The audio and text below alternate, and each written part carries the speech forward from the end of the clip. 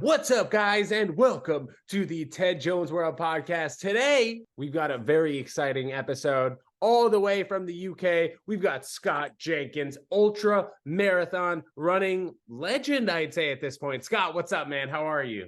Ted, thank you so much for the generous introduction, man. I appreciate you having me on the show. I think legend's a bit strong. Long-serving ultra runner is probably the best way to describe it, but it's great. You know what? Well, you're well known in the sport. I know you've been at it since 2010. You started off your ultra running, I guess, journey with the 75 marathons in 75 days from Boston, Massachusetts to Austin, Texas. So let's get into it, man. I know that you were an athlete for the most part in your late 20s and early 30s. So what made you do this first insane run that led you to the Cocodona 250, the Moab 240, and then the Bigfoot 200, which I definitely want to get into as well? Well, back in 2010, I was working in a gym in South Wales, where I was from. I was a personal trainer, and this guy used to come in every week, and he'd had a heart attack, right? So he was doing cardiac relation, and every week it would be chucking it down with rain, typical UK weather. He'd come in, he'd have a massive smile on his face, and I'm like, mate, I've got to ask you, why are you so happy? You've had this traumatic event, you've been through something big. And I'll never forget his guy his name Colin. He just turned to me and he went, I feel like I've had a second chance at life. And it kind of took a little while for that to resonate with me, but it got me thinking, what am I doing with my own life that I want to look back on when I'm Colin's age with some, pride and something to be proud of.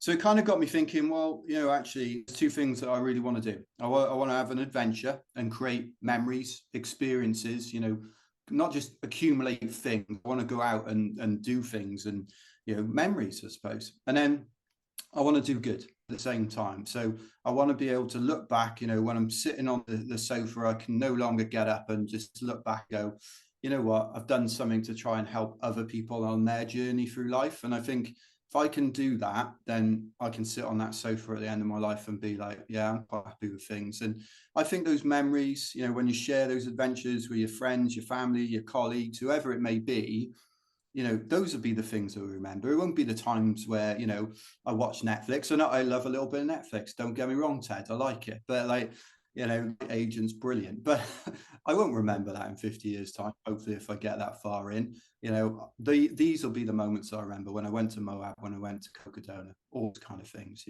Were you consistently running though before you made this big leap in 2010 and, you saw one of your clients take a second chance at life? I'd always been a bit of a runner, middle distance mainly, like growing up, high school, doing like track, 1500 meters. Played football, played rugby, wasn't particularly talented at both. Got to the age of 30 and thought to myself, what am I going to do next? And kind of refound running, did some half marathons.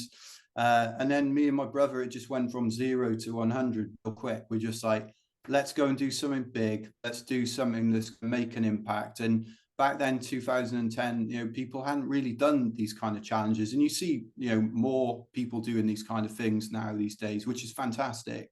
But back then, no one had really done it. We just pulled up Google Maps, super nice, got on the plane to Boston, went to the nearest pub. Genuinely, we started from a pub over on Boylston Street, opposite the Heinz Convention Centre.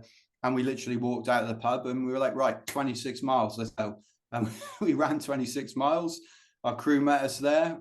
Next day, we went back to where we finished, did it again, and eventually we found our way to Boston, and that's how it happened. Had you run a marathon before this, though? I run it in training. I still, to this day, have never run like an official city marathon, like Boston, New York, London. I'd love to run London. I live here now; it's my home. But I feel like at this point you're good. Like you don't need to run an official marathon when you've run 75 in a row. Thanks, man. I appreciate that. But nobody got me a medal, so I'm still waiting on a medal for that, That's true. So during the 75 marathons, when did you start to hit your stride where you were like looking forward to the next marathon the following day? Was it like 6 days in? Was it 20 days in? And what was your mindset in terms of like each day needing to take it that extra 26 miles, 26.2 rather? about 2 weeks to adjust to it, almost for your body to accept, like, oh, this is what we do now. Like, we go to sleep, we get up, we run a marathon, then we eat, then we go to sleep, and you figure it out. It took about 2 weeks. The one thing that hurt the whole time was your Achilles, because you're running on the roads and there's so much impact. Like, every morning I'd get up and you just have like no elasticity in your knees for like maybe an hour or so while you're walking around trying to warm up. And then you just go through it and you do the day. We'd finish the day, like, you know, we were younger, we didn't have much money. So like, we'd finish the day and we'd go into the nearest town and we'd, you know, go to a hotel and we say, hey, look, we're doing this run for charity. Is there any chance that you can, you know, give us a discount on a room for the night? We never knew where we were staying. We never knew where the next meal was coming from most of the time, but wow, it was a real adventure, man. And, you know, met incredible people along the way. And the one thing, you know, I always say about the States is like, beautiful country. And I've got to say, like, some of the most hospitable people. I'm not just saying it because you're an American interviewing me, like some of the most hospitable people I've ever met. Like, and I can give you so many examples, like staying on the floor in a church in rural Tennessee, like a Baptist church, through to the person that like saw us running in the morning on one road, went to the office, Googled it, the run Boston to Austin, because it was on the back of a car on a sticker. And then at the end of the day, he drove around and found us and donated $200 to the charity we were running for, which was Salute America's Heroes, British Heart Foundation, and Help the Heroes, the UK charity of. How did your body hold up during these 75 marathons in 75 days? First 2 weeks were really, really painful, and then it just adjusted. And I guess that's probably what it would have been like for us, you know, in prehistoric time, right? We would have traveled for days to hunt down our food by tiring it out, and it was almost like a case of, this is, you know, the body adjusting to what it's meant to do. I do have this kind of theory on you know, human evolution. I suppose I haven't got a massive theory on it because I'm far too unintelligent to offer one, but one thing I would say is that humans have mistaken comfort for happiness. And actually, some of like my happiest moments have been like out on the trail where you're pushing yourself, running over mountains in the dark, or running from Boston to Austin. You learned so much about myself, and it gave me like the belief to go on and achieve things in my professional career, as well as like personal life as well. So I've got a lot to thank running for sure, man. The first time that you ran an ultra marathon, which is considered to be 100 miles, correct? What was your mindset going into that? Did you have a goal in mind of how long it would take you to finish? Did you just want to finish? And then after you finished that first 100-mile race, you were like, all right, now let's do the Cocodona 250. Let's do Moab 240. Let's do Bigfoot 200. Bro, I can only imagine everybody around you thinking you're crazy, except for maybe your wife, who just she thinks I'm crazy. Yeah. Well, but she appreciated what you were doing. You know, she wanted to push you as far as you can be pushed, maybe at some points too far. So let's talk about kind of your journey from the marathons to 100 miles to the Bigfoot 200, Moab 240, and then Cocodona 250. Okay, cool. And look, you know, thanks for asking that question. I appreciate it. I think the thing for me is that it all started with that fundraising element of like wanting to help people. So like we did the fundraising for Boston to Austin. You know, I came back from that. I got a new job. I work for Johnson & Johnson. Ironically, I specialize in hip and knee replacement, which is great because I know where to go when I'm completely done. But yeah, basically it gave me the confidence to go to that interview and get the job that I wanted. And subsequently, that's meant that I've had to think about how I can fundraise and how I can, you know, still do things for charity that are going to make an impact and have an adventure alongside working this corporate life. So, you know, it ended up going from doing, you know, Boston to Austin. Then we went and did a cycle. So we took a week to cycle from Turin in Italy to Cardiff in Wales, and we did something else for charity. And when you did that, sorry, don't mean to interrupt, but when you did that cycling, that was a 4-man team, correct? That was a different time. So that was 2013. So we cycled from Seattle to Jacksonville, and we did like a relay where someone cycled for 6 hours, and then next person, you come back around. And I just realized, like, you know, actually doing these endurance events helped generate more for charity.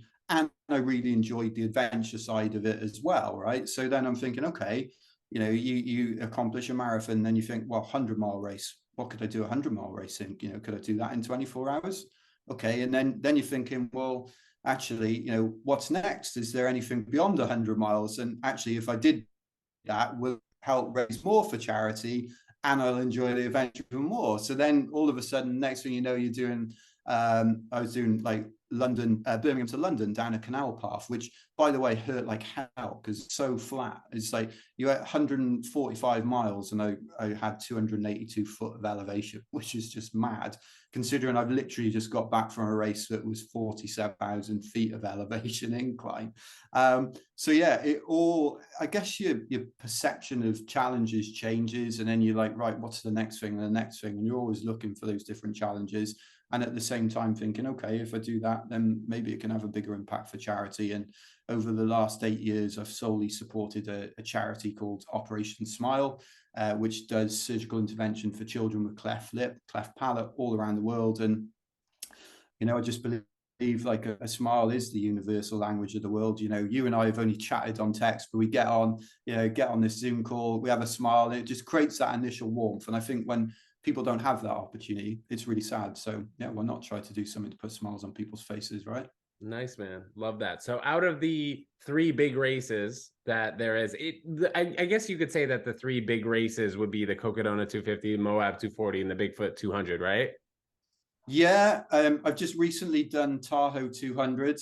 Yeah, and that's how we connected, man. For those of you who don't know, you check out the Ted Jones World Instagram page and you see great clip from Go Bronco Billy, we're calling him.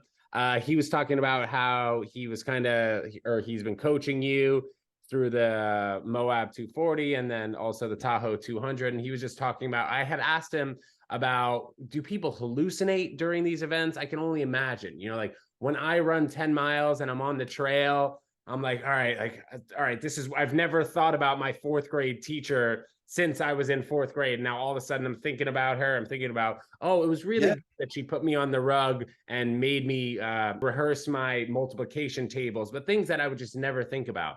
So let's just kind of get into that.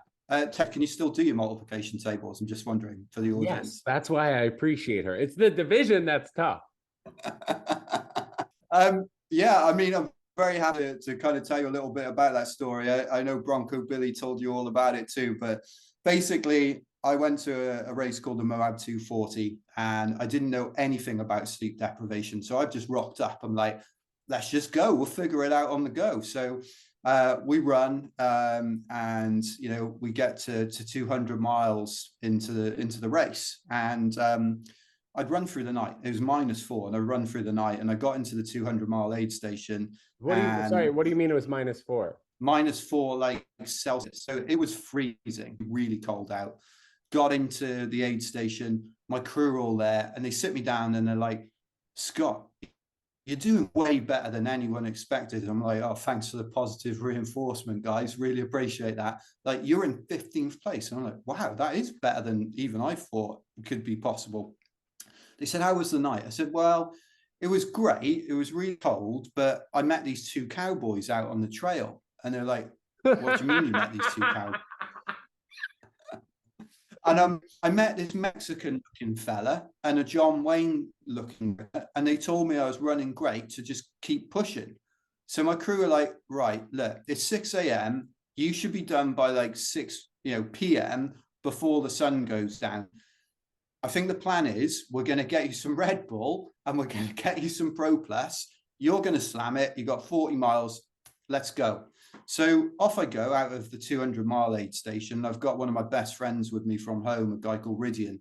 So Ridian's pacing me and I know him really, really well. And he tells this story that I reverted to childlike status where I just kind of would sit down on the floor and I was really confused. I was like, Rid, why are you making me run this race again? Like, I've already finished the race. You don't need to make me run again.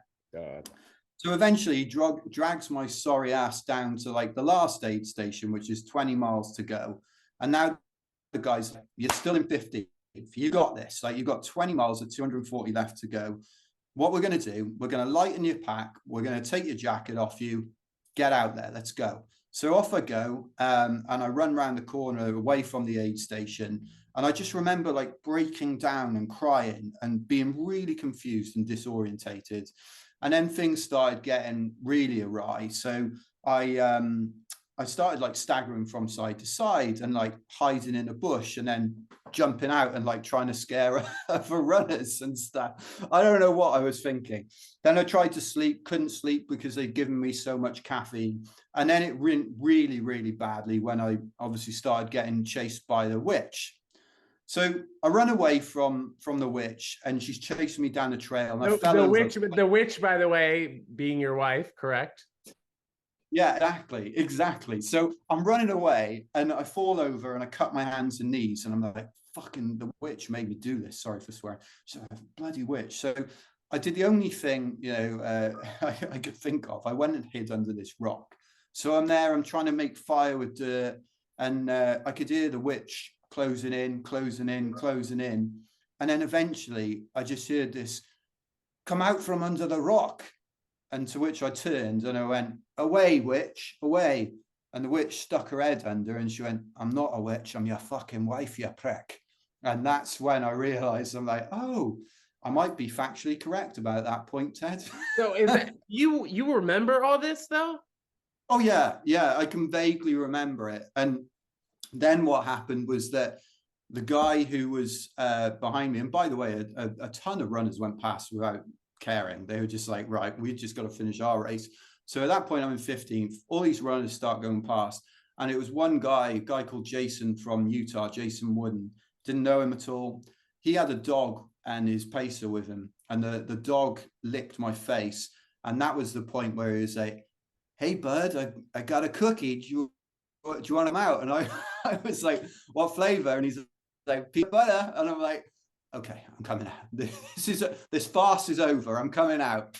To which point I did crawl out miserably from under the rock, and I did finish. I lost 20 spots and ended up in 35th place, which atrocious way to finish a race. So But how did you handle, which race do you think you handled the best that was over 200 miles? Oh, that's a good question. So in 2021, I went back to Moab because I realized I'd fucked it up, obviously. So I'm like, right, I'm going to go back and run this race again. And the really cool thing is that I ran the first 200 miles and I got my sleep right.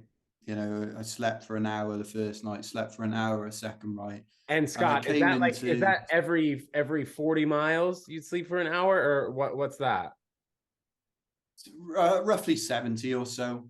So like I pushed through 70 sleep, 140 sleep. And then I'm like, right, I can not smell the barn, but I'm like, okay, you could probably manage with no sleep from here. Let's go. So the really nice thing was that Jason drove down without me knowing to Utah, and he came and paced me for the last 40 miles of the race. So this is the guy that saved my ass from under the rock, basically. And the really nice thing is that he actually brought me home in the 15th place that I should have had 2 years prior. And that's the time where I actually nailed it. And also it's just a really nice finish to the story as well. Like just feel like the circle was complete, sort of thing. So yeah. You know what's so interesting about the ultra running community? It just feels like you guys are so tight knit. You know, you all have some screws loose in the head, and obviously me being a comedian and having all these things going on, I got some screws loose too. But it just seems like everybody's so tight knit, and it just looks like you guys are helping each other. You know, like if somebody needs something on the trail, and then also watching some short documentaries on YouTube, whether it's the Barkley marathons or just watching Moab 240 thing. It's like the team that you guys have. How helpful is your support team over the 3 to 4 day journey when you're completing these races? Oh man, and you've actually hit the nail on the head. Like the community is so tight, and I think there's a shared appreciation for the suffering that's going on. Right, everyone knows it's tough, and I think, you know, for the first 200 miles of a 240 or 250 mile race, like I don't think you're competing necessarily against the other runners. I think you're competing against the elements, you know, what's out there on the trail, the sleep deprivation, all those things. And it's only really a race on the last day, I suppose. But for me, like honestly, all of the success that I've had in running, and it's only minor successes, has come from my crew and team around me, you know, my long-suffering wife, and just genuinely, you know, friends, family, you know, that have come and paced me. Like I've just come back from, I'm in the Triple Crown of 200 milers this year, so I'm aiming to become the first Briton to do it. And I ran Tahoe 200 on the 21st of July, and I ran Bigfoot 200 on the 10th of August. So they've never been so close together, those races. And at Tahoe, I had 3 friends, one of whom I'd never met. He's coached by Bronco as well, Bronco Billy.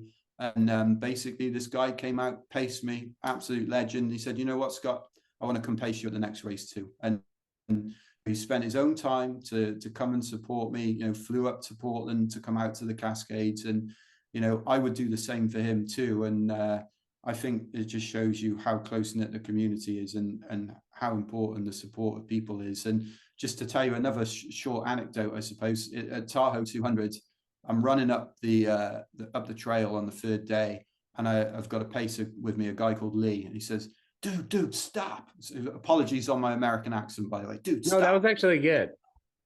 By the way, feel free to do a mock British accent as well. All right, well, maybe I'll try it. Oh, I love a bit of Ultra 10. It's all right, isn't it?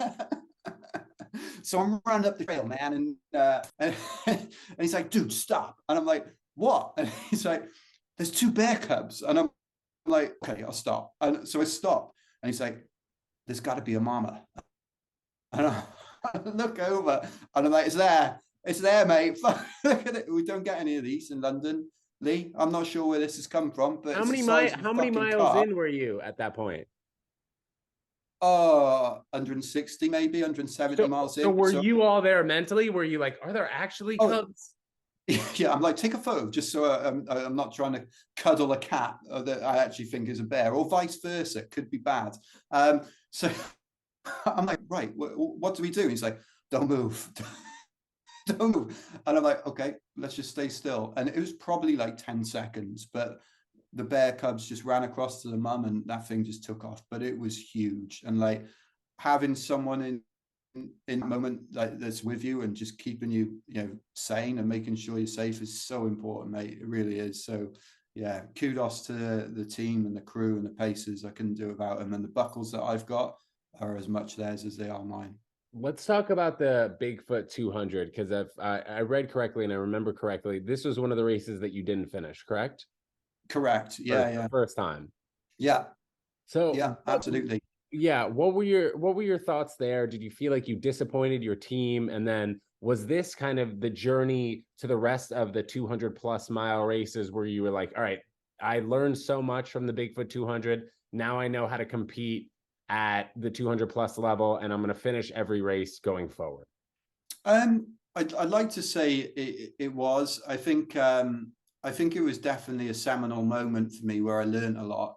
But I think the learnings were self-inflicted mistakes, basically. So as an example of that, like I'd run a race in Death Valley 2 weeks prior to Bigfoot that year, which is 2021. So it was it was called Badwater. It's 135 miles across Death Valley in the heat of July. It's 52 degrees Celsius, whatever. It's really, really hot. I did that race. I came back to the UK. It was chucking it down with rain. I thought, I've already done the hot race. You know, I'm going to the Pacific Northwest. It's probably like the UK. So, you know, I packed super light, flew back to the US to do the race. And I'll never forget, like, we're standing in the parking lot. It's in the middle of nowhere. On the side of Mount St. Helens, and the race director, Candice, who puts on these amazing events, she stood there and she's like, so it's going to be like 110 today. And I'm thinking, oh, fuck, I've left my water bladder in London. And I'm like looking down and I'm like, I've got 1 liter of water. Like, this is going to be a really rough start to this race. And the first 30 miles are all exposed on the side of Mount St. Helens, volcanic rock. So you've got the heat of the sun coming down, but the black rock just sucks that heat in and pushes it back out. So I got typical Brit abroad, right? It's like looking at one of those tourists you get down in Florida, just sunburn, like walking around, staggering around side to side. Get through that section, I am toast, like really, really struggling and super dehydrated, vomiting, all that kind of shit. And I thought to myself, I've just got to hang in here and just try and keep pushing forward. And I pushed forward and I pushed forward, and I got to mile 160. Now I couldn't sleep because I was so far back in the field because of the dehydration. And I got lost in the woods. There's a really rough section up there. It's 20 miles. It's called Klickitat. It's an old Native American trail through the map. They used to use it with trade with other tribes, or they'd use it to attack other areas, whatever it was. And it just got really misty out there, really dark, rainy. And I got lost. I had to sit down, really confused, ended up back at the aid station I just left. And they were like, we're closed. You can either push on or you're done. And I'm like, I'm done.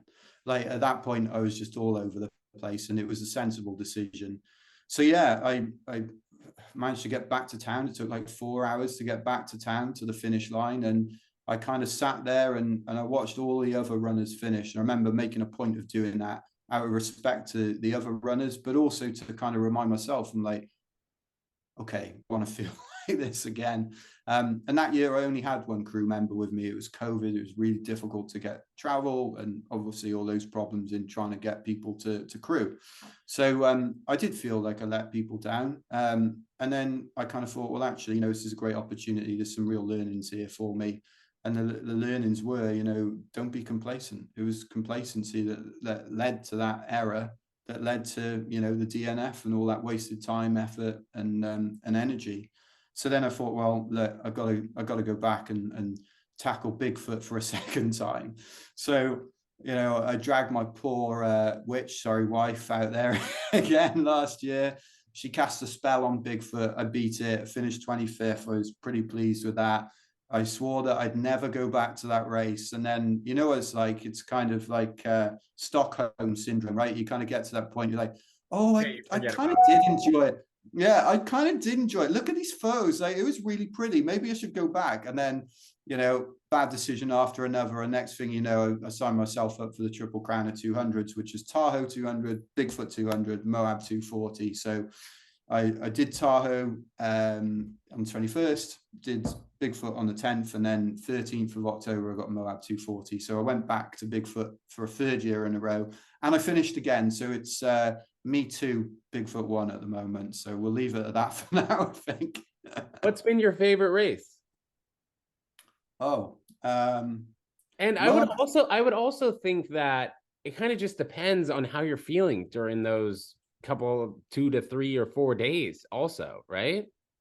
Definitely. I do have a special spot in my heart for Moab. I know it sounds like, that's the one I talk about, but it's so pretty. And I do feel like Utah is such a unique place. There's not many places in the world that I've seen that look like that. And you're running through canyon lands, that kind of area, super remote, mountains, desert, bit of everything. And it's just beautiful in a different kind of way to anywhere else I've been. However, I really like Cocodona as well, mainly because you go through towns and, you go down one street at Cocodona 250, it's called Whiskey Row. And, as a true Brit, I can't help myself but have a whiskey when I get to the aid station. I have been known, Ted, to enjoy a beer mid-race on quite a few occasions. But yeah, Cocodona is a great race too. Goes through towns and communities down there in Arizona, but comes out into some amazing scenery, like places like Sedona and Flagstaff, and some of those Sonoran cactuses that you see. Just awesome.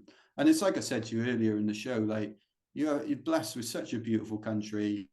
And between the 2 races this year, me and Abby, my wife, we got to travel around. We went to Montana, Idaho, places that many tourists don't get to go. And honestly, it's just some stunning places. Yellowstone, I mean, just blew me away. The wildlife in there, saw more wildlife in Yellowstone in a day than I've probably ever seen in my life. Just amazing. Love that. When you're going through some of these stretches, whether it's 10 miles or 20 miles, what are you saying to yourself in your head? Let's go, Scott. This is easy. Let's go. I only have 100 more. What is your inner dialogue? Just singing Taylor Swift songs to myself, Ted. That's Dude, it. I was doing that today on my run, I swear. Shake it up. Literally, it's hilarious. But how long does it last? And do you put in sayings? Do you have something that you go over when you know that there's light at the end of the tunnel? What does it look like? Sound like? Do you know what? I think when I was younger, I was like, yeah, right, let's get some Eye of the Tiger on, let's fucking go and have it. And you really, you've got the adrenaline pump. I think as I've got older, what I've come to realize is actually you almost don't want to get too emotionally aroused is probably the best way to describe it. If you get too carried away, like this is going amazing, I've got Taylor on it, it's blasting, we're smashing it. You're gonna get too carried away, and your heart rate's gonna go up, and you're gonna get too just too exhausted. And then if you get too despondent, then you're going to go in the opposite direction. It's actually just trying to keep it pretty level. So like as an example, I don't listen to Taylor Swift, it's more like Mumford and Sons, so nice, a little bit of riff in there, nothing too crazy. But actually, like, it depends on the section, the time of the day. Sometimes it's a case of I can't wait to do that section because the views are going to be amazing, or I can't wait to get over the horizon and see what things look like up there. And then other times it can be really basic stuff like, oh, I hope they've got pizza at the next aid station, or like, I hope they've got a beer for me. That would be class. Through to like, middle of the night, it's -4, whatever it is. You've just seen a couple of bears in the afternoon up on the trail. Like, that's really unnerving, especially for like me coming from London.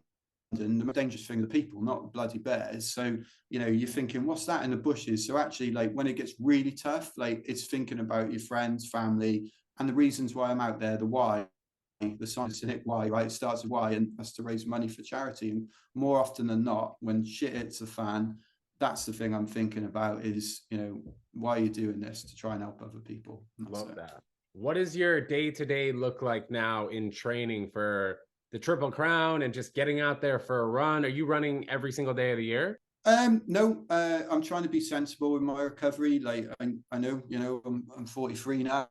I'm getting on a little bit, and I burned 28,000 calories at Bigfoot. At the big, 28,000. Yeah, bro. So that's 2 weeks worth of food. It's amazing, yeah. And I'm dining out on that, Ted, as well. I'm like, give me all the chocolate. Deserve it. Yeah, I'm like, dessert. Let's have some dessert for breakfast. Exactly. Keep that pizza coming. New York pizza, best in the world, by the way. It is. It really is.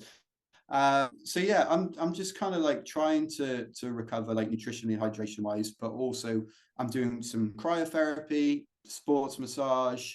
I'm gonna go and probably do an IV drip as well, get some hydration in. And then I'm just doing shorter runs, some strength and conditioning, flexibility, things like that. Certainly not running crazy distances, because I suppose the kind of, you've built that in already this year with those 2 races. And actually it's about keeping it ticking over until the point where it just goes back up again. And as I speak to you at the moment, I think I'm sat in 4th overall amongst the 2 Triple Crown races so far. And I just want to be the first Briton to do it. But if I can finish in that spot, I'd be dead happy. So we'll see how it goes. How do you feel about the Barkley marathons? Oh, I've met Laz, by the way. I like him. He's an interesting. He always has that hat. If you can just kind of describe it to everybody watching and listening that might not know about the Barkley marathons, how do you see it, and do you want to compete in some time in the future? I would definitely love to compete in the Barkley marathons for sure. I need to work on my orienteering and directional sense, hence why I got lost at Bigfoot. But Barkley marathons, for those of you who don't know, is 5 loops of a park down there in Tennessee called Frozen Head State Park. They run it usually in April time. People don't have watches on. The guy starts the race whenever he wants. A guy called Lazarus. Smoking a heater. Starts it by smoking a cigarette, like, classic way to start an athletic event. Brilliant. And he does all these tricks on him, right? He gives them like a Timex watch, like no GPS on or anything like that. And it basically is set to like 4 a.m. and it could be like 5 p.m. in the afternoon, whatever it is. And then he's like, right, it's 5 laps. It's a 100-mile course, but it's known notoriously for not being like 25 miles a lap it's 5 laps of like more than that. And also it's just super remote, super cold, rainy. People don't know where they're going. They get lost. They slow down. It's a tough race. It's legit. I don't, obviously I haven't been out there on the course to try it, but I would like to try it one day. I just trying to build that experience to be able to give it a go and do it justice, I suppose. Love that. Scott, thank you so much for joining us today. This was really a great episode. Guys, if you ever have any ambitions to run this length, I don't know if I can recommend it, but Scott, I think that you really are a person who has done as much as you can in the running community, and you're just going to keep pushing forward. Do you have goals in the future for running after you complete this Triple Crown? Oh, thanks, Ted, and thank you for having me on as well. I'm going to ask you a question before I answer that. Are you going to do an ultra marathon? Bro, I don't know. If I see like you and Bronco Billy out there, or like I come with a filmer and we're vlogging and I just get the bug, maybe, I don't know. But I think we got to start at a marathon first, because the longest I've ever run is probably, to be honest with you, like 12 miles. And after the end of that 12 miles, I was pretty shot. But I don't know. I like doing hard things. I like taking cold showers. I like waking up early. I like being uncomfortable. So no promises, but maybe, I don't know. I think you could do it. Based on that answer, I think you could do it, right? It comes down to mindset and getting comfortable being uncomfortable. And I think you'd enjoy it. Like, you learn so much about yourself and new levels of suffering that you can push yourself to. And look, I'll extend the invitation. You ever want to come crew, you ever want to come run, you're very welcome to join me anytime, I brother. love that. I love that, man. I'm fascinated by all of these races, especially the Moab. I think that was really one of the first runs I heard about, watching David Goggins clips on TikTok. But that kind of just like had my mindset. I was like, people run this distance. It's unreal. So what are your goals in the future with ultra running? I think my goals are, I want to continue to raise as much money as I can for Operation Smile, which would be awesome. And then I think it's just trying to find new challenges. There's some great races out there that I want to do, which is like Hard Rock 100, race called Tour de Giants, which is 330 kilometers through the Italian Alps as well.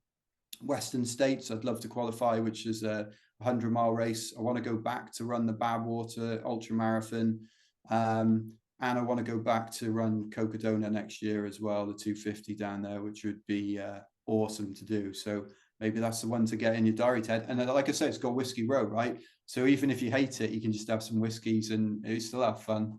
That's freaking true. Scott, dude, thank you so much, man. You're great. I can't wait until we meet in person sometime soon. All right? All right, man. It looks good. And bring the shots with you, all right? Absolutely. We'll talk soon. Scott Jenkins, everybody. We'll see you guys next time. Thanks, Ted. Peace.